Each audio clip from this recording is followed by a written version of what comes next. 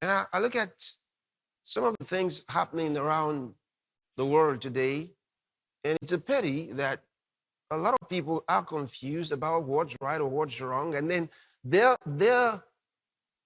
they're making their conclusions on the basis of the mendacious media around the world.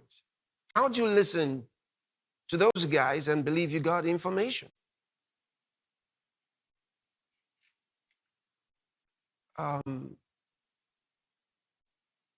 if you don't understand the historical perspective,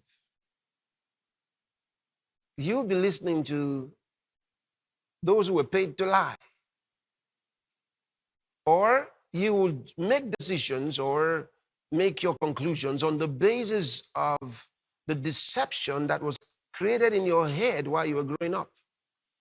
Because most of those in the Western world and those influenced by the Western world were taught to believe that Russia was evil. And in Christianity, it was the same thing.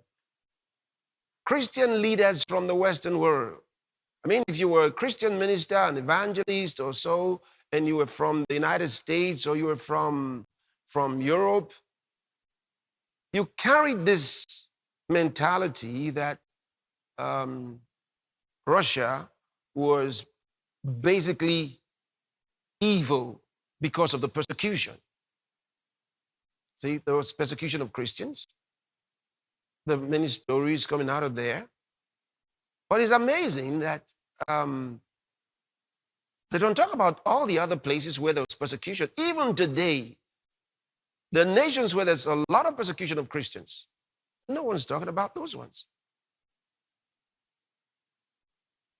So mentally, the idea that Russia was essentially evil was already there. And you shouldn't use that to judge.